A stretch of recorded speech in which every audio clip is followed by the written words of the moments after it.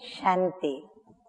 आज की तारीख है 19/1/14 और आज प्राण प्यारे अव्यक्त मूर्तधारी अव्यक्त बाप दादा की ज्ञान मुरली सुनेंगे। तो रिवाइज कोर्स की तारीख है 5/6/77 और आज की ज्ञान मुरली का शीर्षक है अलौकिक जीवन का कर्तव्य ही है विकारी को निर्विकारी बनाना।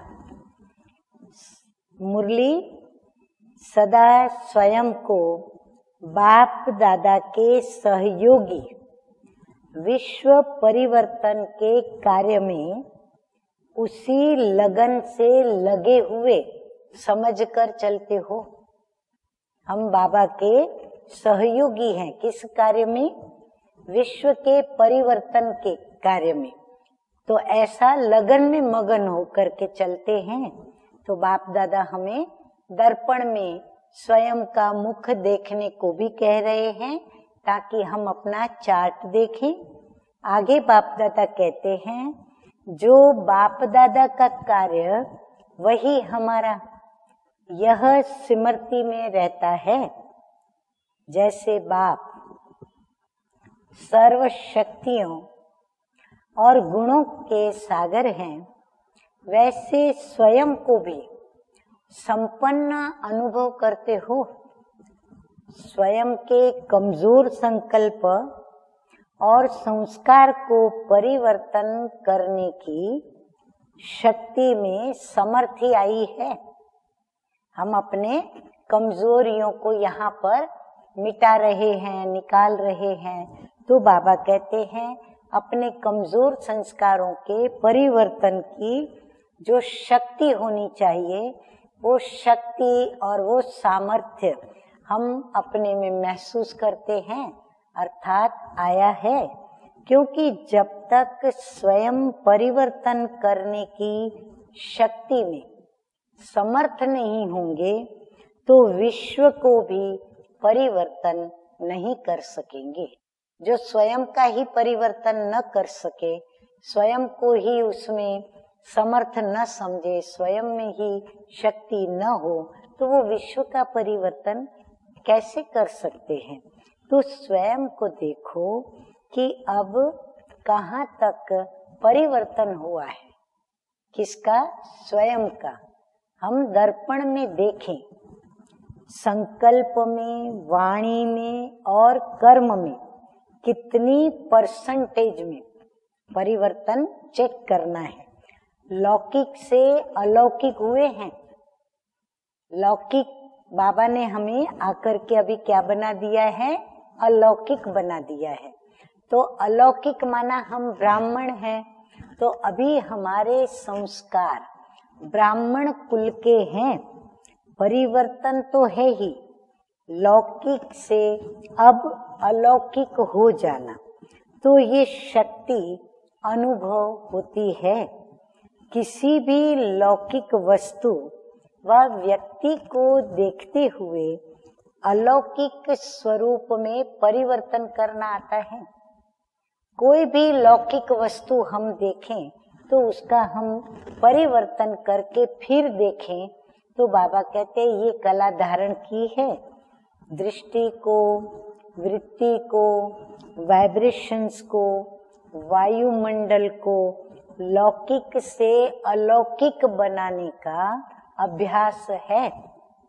जब ब्राह्मणों का जन्म ही अलौकिक है तो जैसा अलौकिक जन्म, अलौकिक बाप, अलौकिक परिवार, वैसे ही कर्म भी अलौकिक है।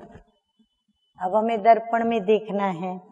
ब्राह्मण जीवन का विशेष कर्म है ही लौकिक को अलौकिक बनाना।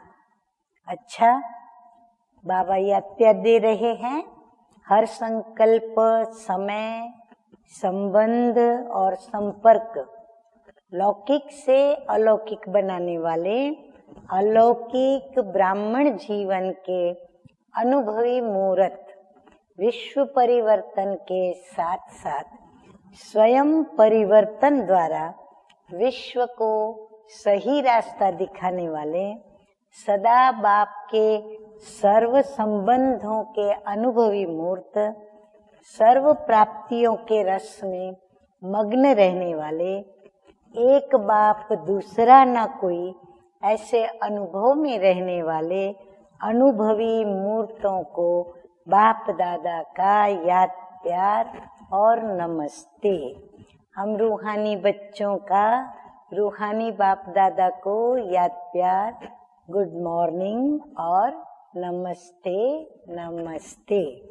वरदान है आज का, ब्राह्मण जीवन में हर सेकंड सुखमय स्थिति का अनुभव करने वाले संपूर्ण पवित्र आत्मा भव।